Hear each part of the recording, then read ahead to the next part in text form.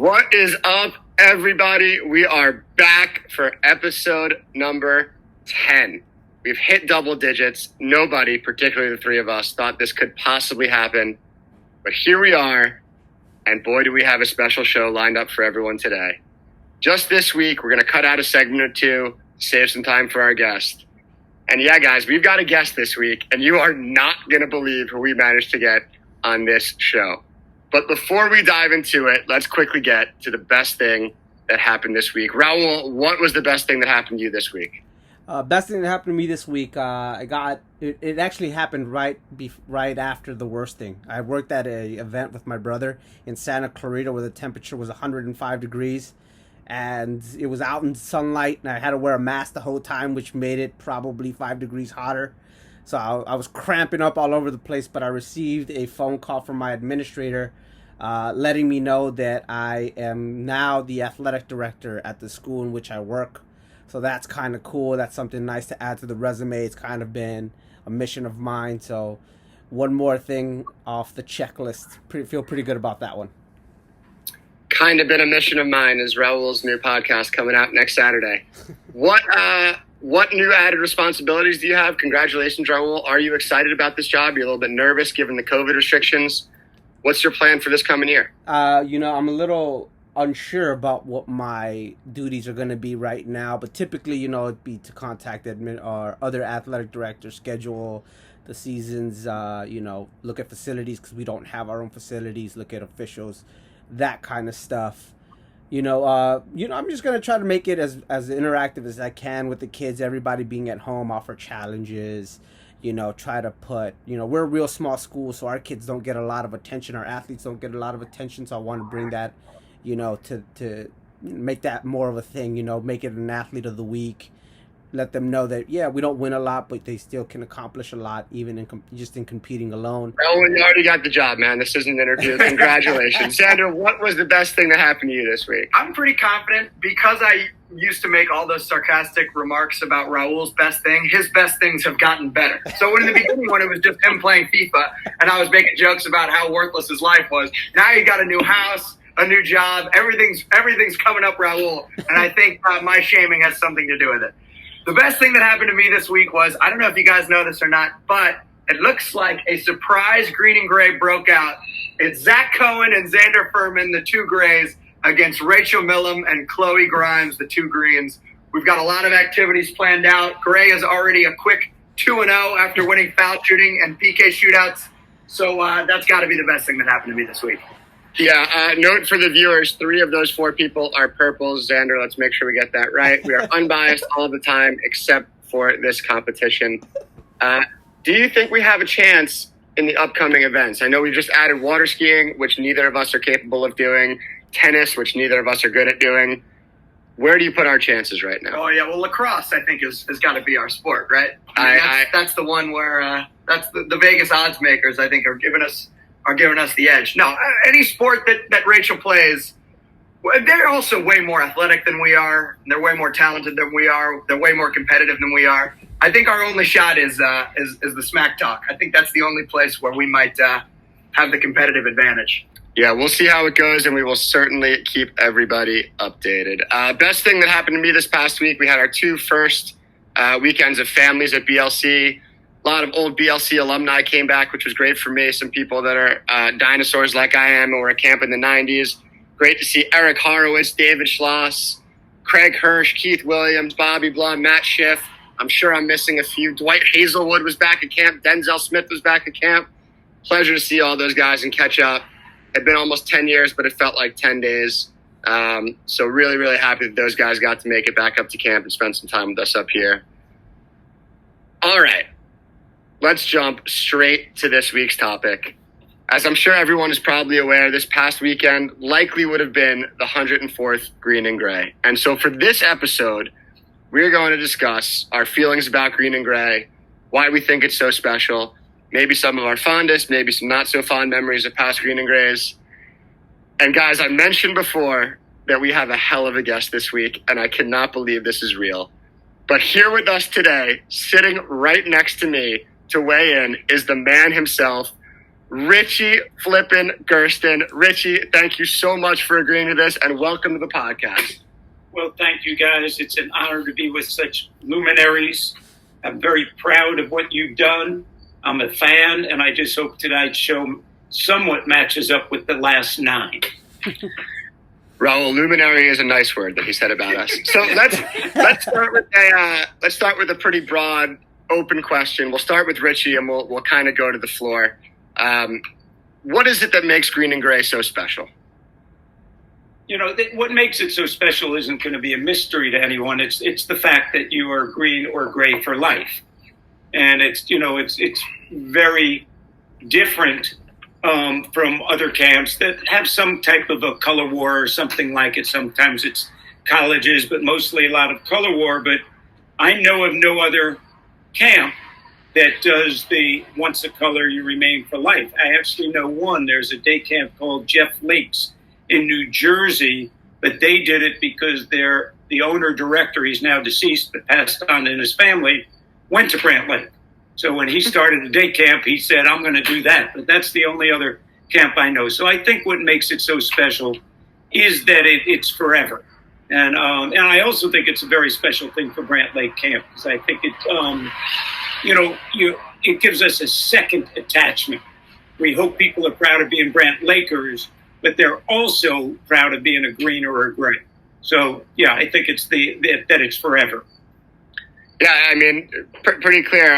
I'm here, 32 years old, and Xander's 23, and Rachel and Chloe are certainly adults, and we are trying our hearts out at 2-on-2 fake green and gray this summer. So I can certainly attest to that. Rahul, I'm going to go to you again because, the three of us all grew up as campers. So we were sort of quite literally drinking the Kool-Aid when we were 7 or 8 years old. But as somebody who came to camp and came to green and gray as an adult or an older teenager, I guess, as a counselor, let's say, what did you find about it that immediately kind of made it seem like the most special and important thing that really has, been a part of your summer and certainly maybe your competitive life up to that point? I mean, like you said, you always say, hold on, someone's doing construction out here. I think it's my dad. But you say you're always drinking the Kool-Aid. Like I said, I've always been a little delayed with my Brant Lake life. So I was probably sipping on water for those first couple of years. But the Kool-Aid, sure enough, it came through. But, I think it was really just, I thought I was competitive. And then I witnessed green and gray. And I kind of had to figure out how to match the competitiveness.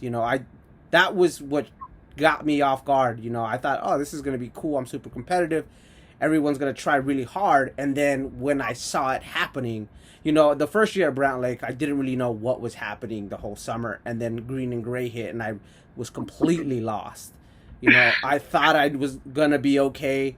And, it really took me a couple years to comprehend how big green and gray really is, So it was I was shell shocked the whole summer, but that green and gray in particular, I just had no idea what I was getting myself into.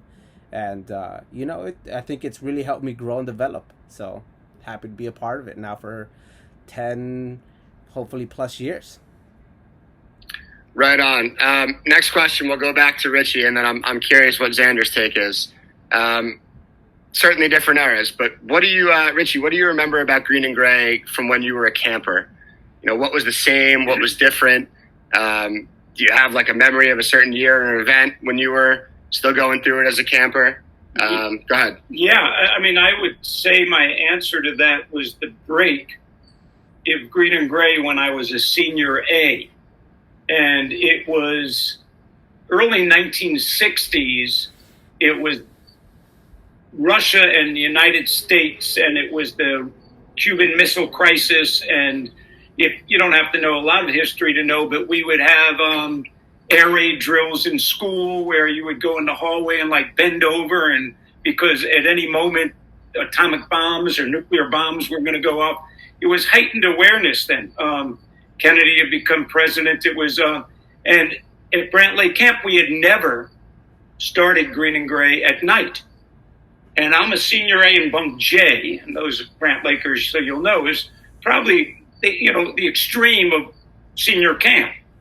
And it was a nighttime, and never having started at night, never had started with fireworks. And blasts go off, fireworks go off. And Mike Laurel, who is the head of the senior camp, gets a megaphone, and he's saying, because it was a cold night, long pants and coverings.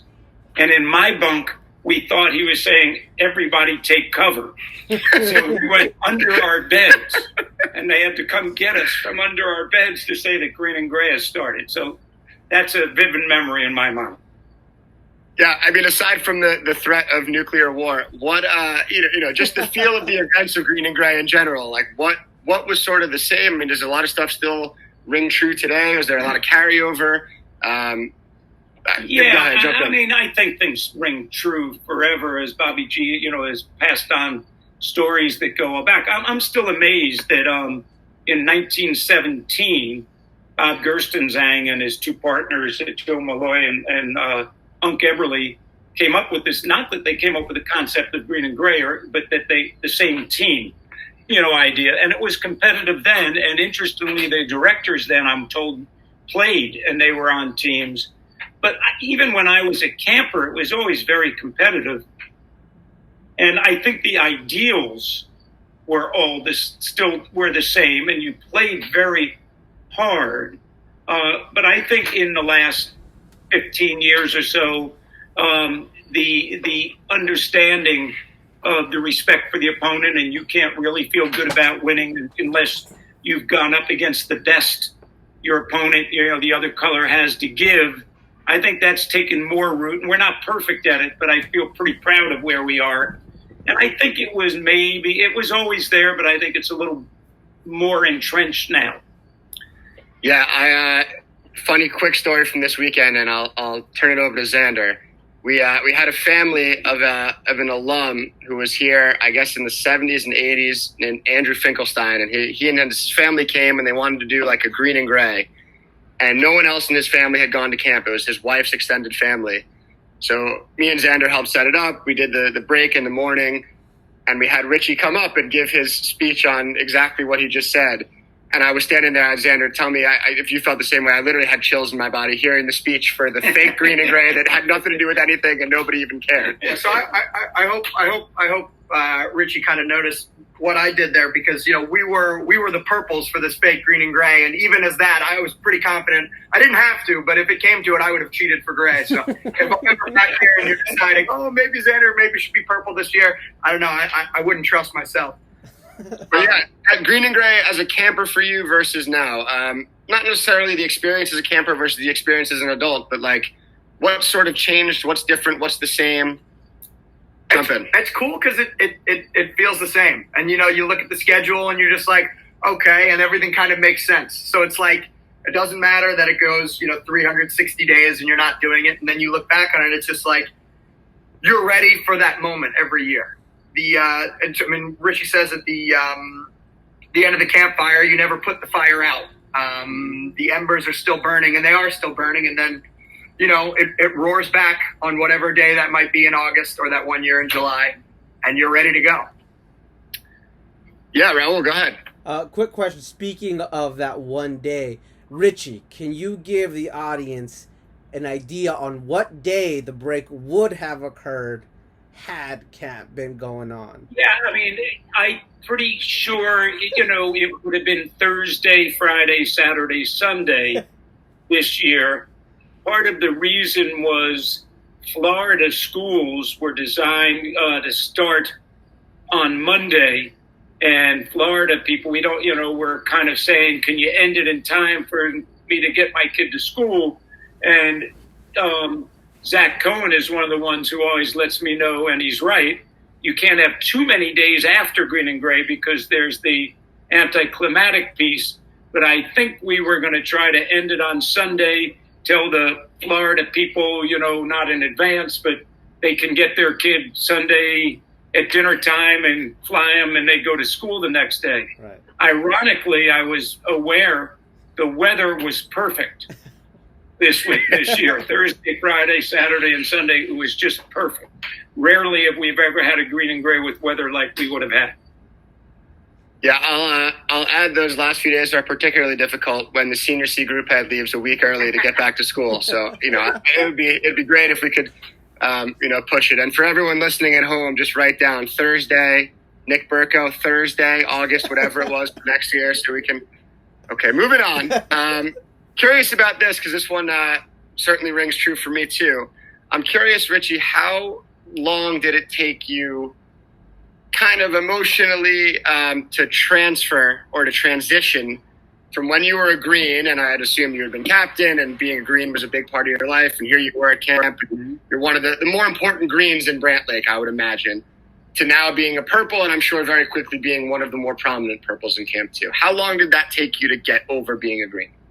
Well, I am over it. I became a purple, I think, in 1972. So somewhere between 1972 and today, I got over it. But no, I was saying to somebody this weekend, you don't get over it. You just pile stuff on top of it. So if you like tore my guts apart at the bottom, I am still a green. I mean, it's somewhere, but it's buried over so many years.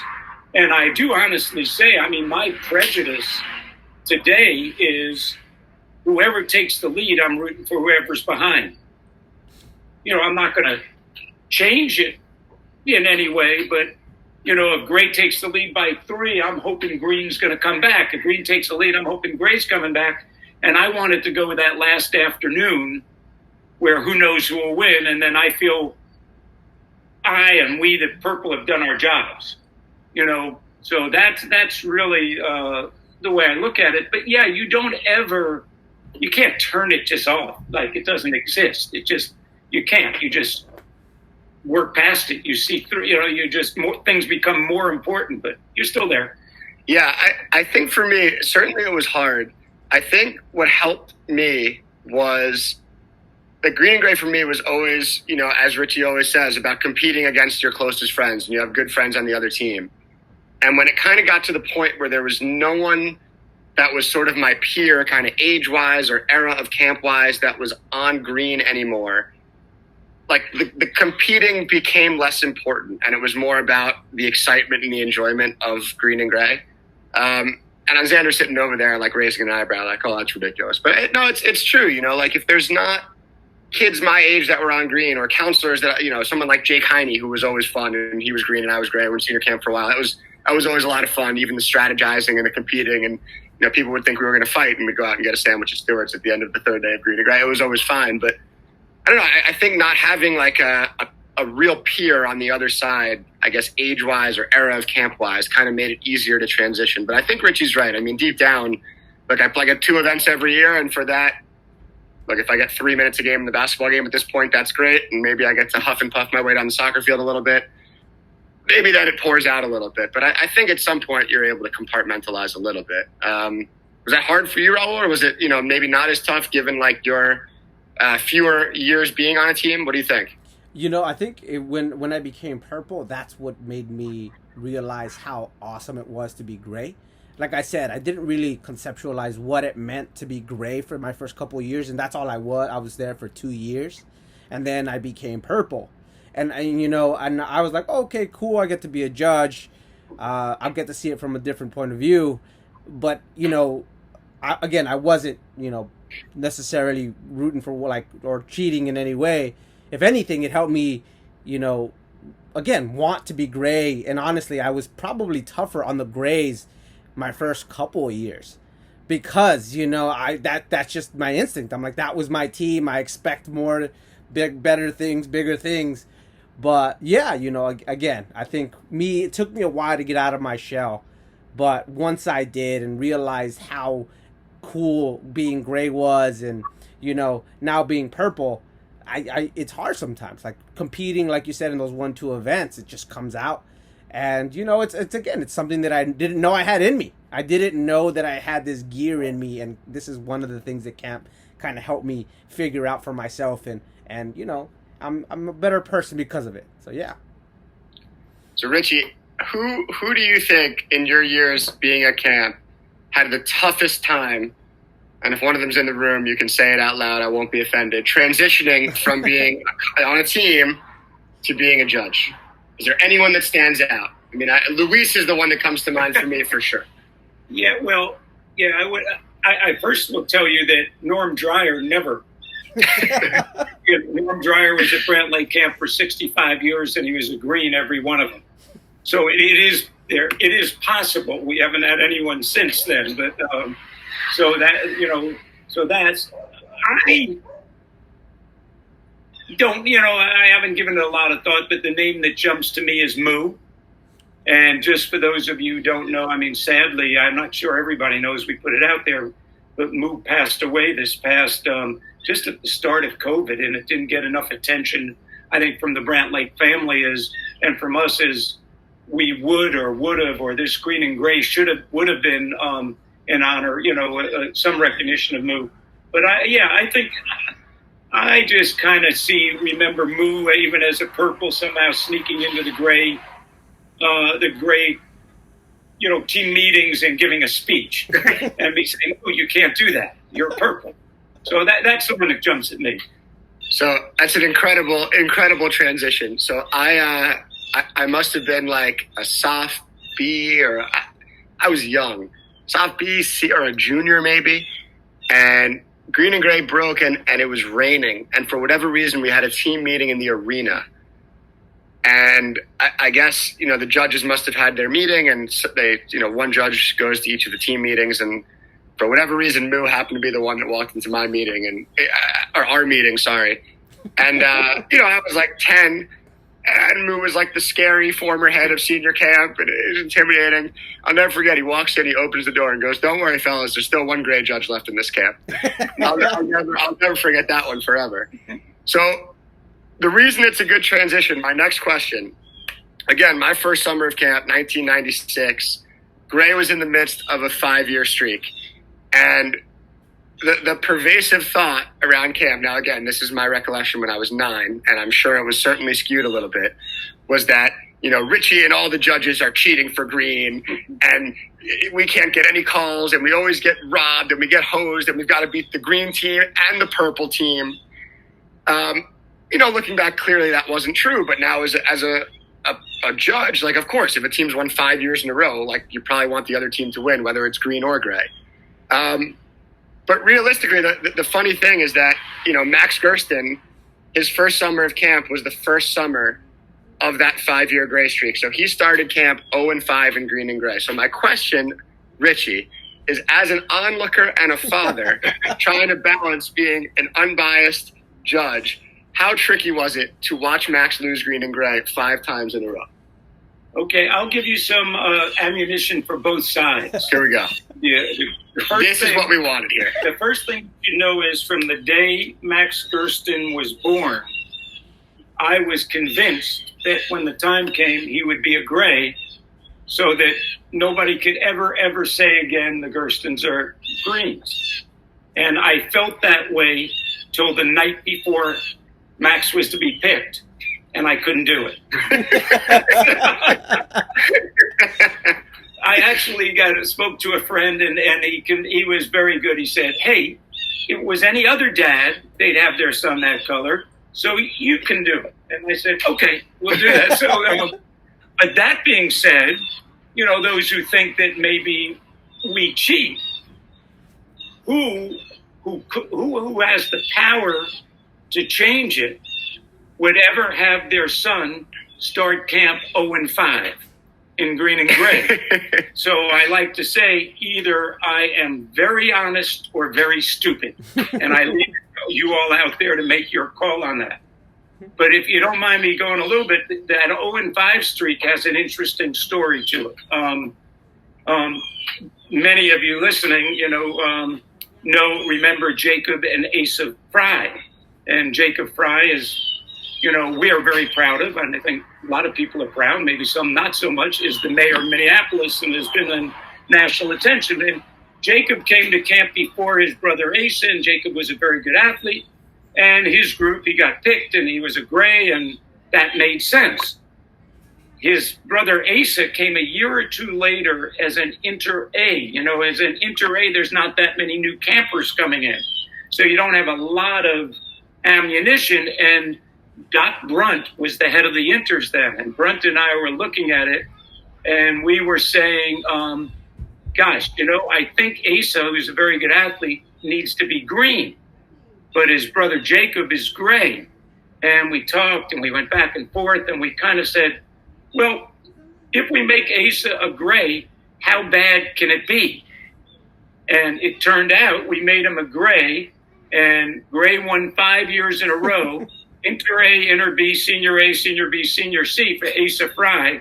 And every year his group went about 10-2 in points. So they basically were the difference in 5 green and grays. So, Asa was a pretty big factor. But anyway, there's a little backstory. And had Max and Asa been flipped, the story might have been completely different.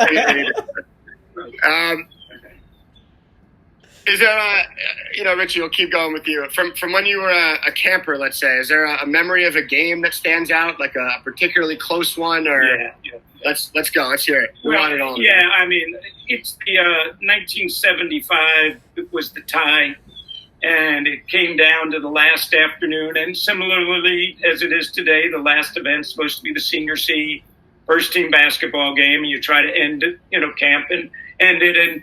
And some years people know one team's won and the game is being played, still played hard, and nobody announces the score. And amazingly, every year you get a lot of people who, no matter what the score is, still think their team will win. If their team wins that game when it's not even close. But this year, it came down to the last 2 events, Senior A baseball and the senior and the varsity Senior C basketball were the 2 left. Senior A baseball was supposed to be a 5-inning game. Oh, and we just thought we had to announce it, that green and gray was tied with those 2 events left. And Senior A baseball was supposed to be a 5-inning game, ended up going 9 innings. And the whole camp was now between the baseball field and the basketball court. And we started the basketball game, and my memory is the basketball game at halftime was tied. So we had to stop the basketball game until the baseball game ended. But as it was going on, I think there's people out there who know and remember T-Wise and love T-Wise. Why, I don't know, but T-Wise was the home plate umpire in this baseball game. And while the whole camp is watching this game, 2 plays at home plate where the winning run or the go-ahead run or, is called out as T-Wise kind of waddled out there and in front of, made sure everybody was watching, and then gave a big out sign, and everybody would scream or roar. But it ended up going 9th inning, and green won that game, and then we finished the Senior C game, and gray won that game, and it was a tie. So what happens if there's a tie? That's actually I've never this would be 25 years for me. Yeah. Somehow I never asked that question. What do we do? Well, in that case, we did not ring the bell. It was not a tradition then in 1975. Somewhere along those next 45 years, it started. So I don't remember. It wasn't bell ringing. I think people knew because we had announced. Right. And when the game ended, we said green and gray was tied. Going forward, I've thought about it and hope it will happen someday. And my view would be that purple would ring the bell, and then all greens and all grays would ring the bell. And everybody would ring the bell, but purple go either first or last. I don't know. That would be kind of the vision I'd have if that day comes. So. It's interesting.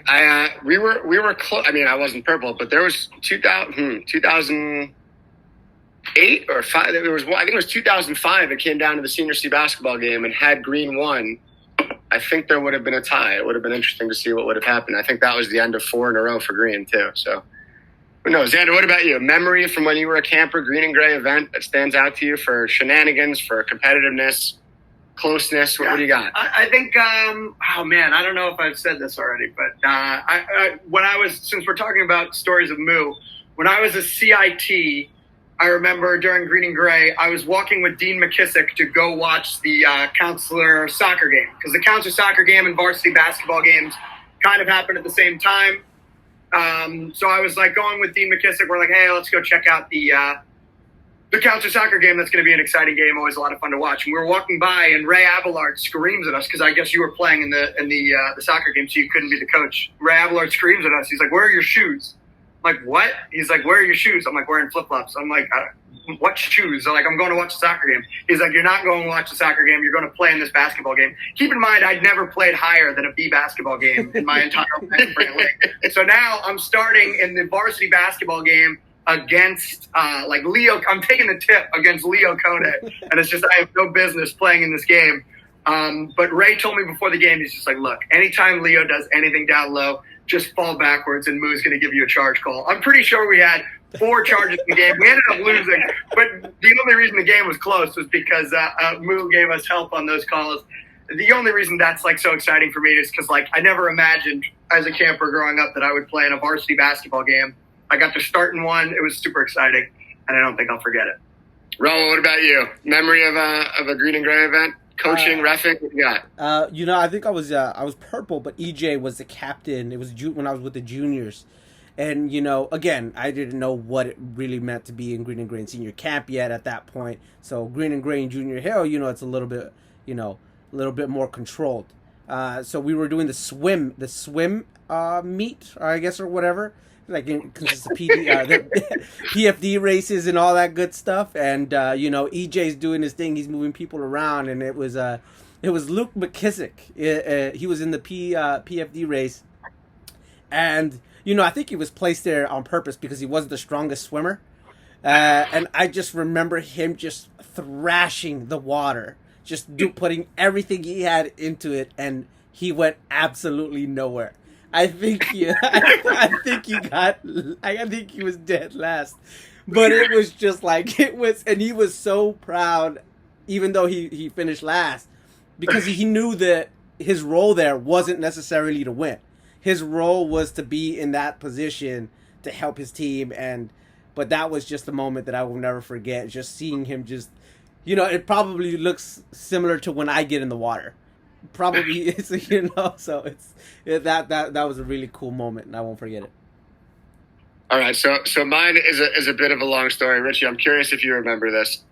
If I've told this before on the pod, I apologize. I think I was an Inter A, so this was again peak. Everyone's cheating for green at this point, and we had the Apache relay. So the Apache relay always comes with shenanigans and controversy, without question. There's going to be some chaos. There's going to be mayhem. Everyone's going to complain. Everyone's going to yell and scream. Just how it goes. And I remember it came down to the baseball field. And if I have the people wrong, I apologize. But I'm pretty sure I have this right in my mind. And it was Ben Rudin for green and John Zaretsky for gray. And they were supposed to get the baton at home plate and run to first base and then turn left to go to second base.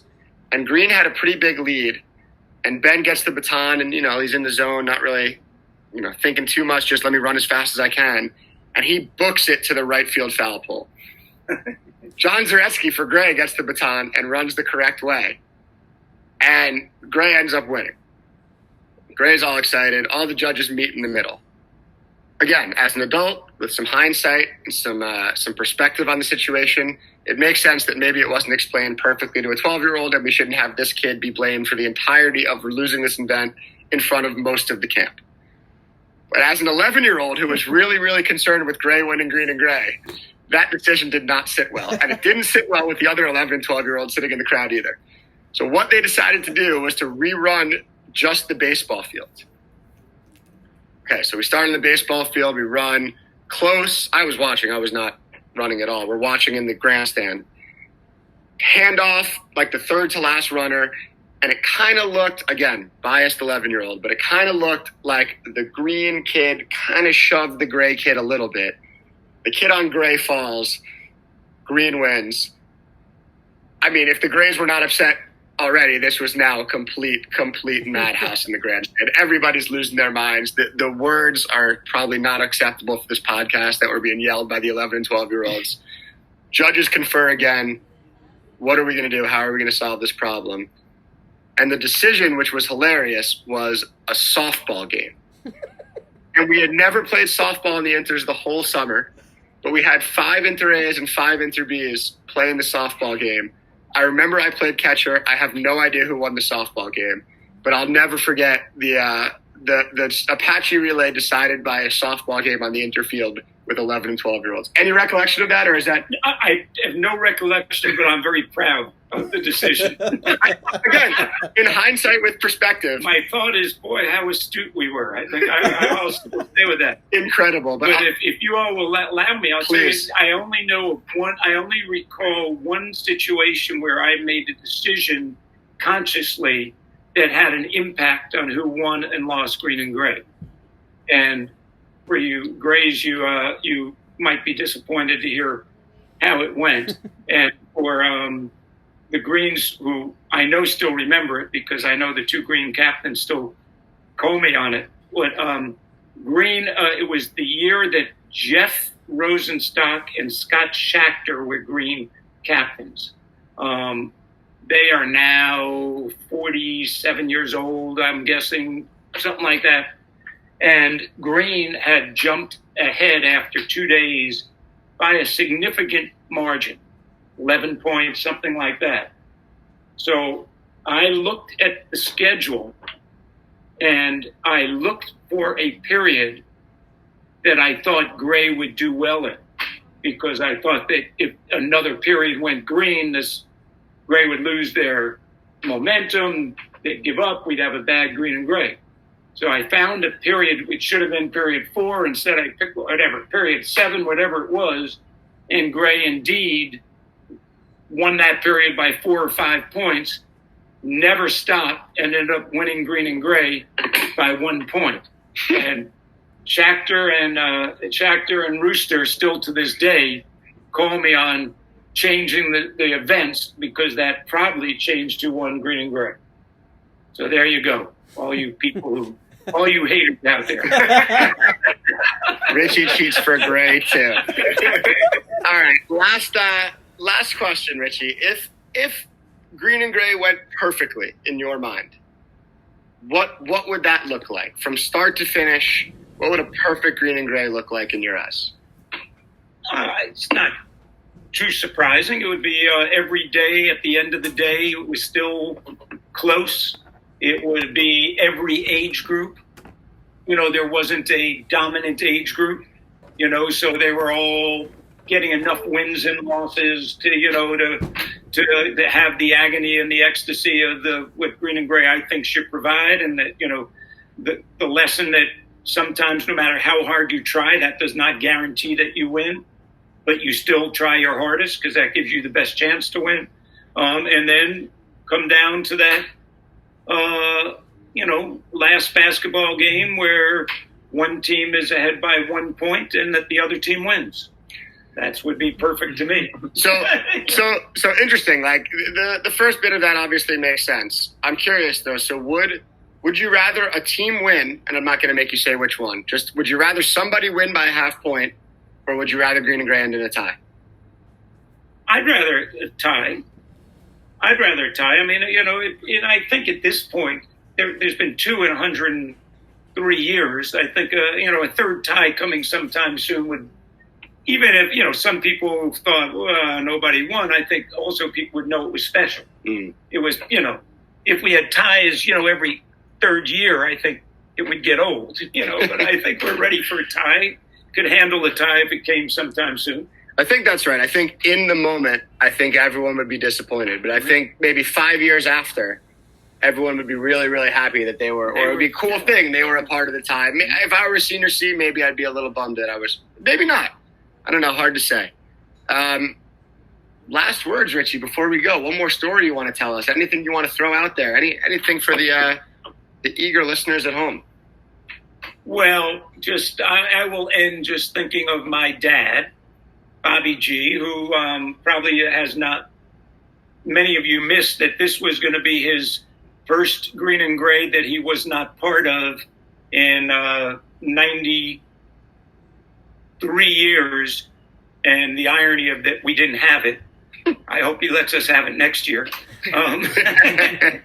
But I will just tell this story that you all have heard, but just one more time, the William Kunstler story was always one of my favorites, and I know a lot of you don't know who the hell William Kunstler was, but William Kunstler, in its day, in the late 1960s, early 1970s, was a nationally known lawyer for the revolution, for the hippies, or they weren't even hippies yet, but but he was instrumental in really leading to Richard Nixon having to, give up the presidency.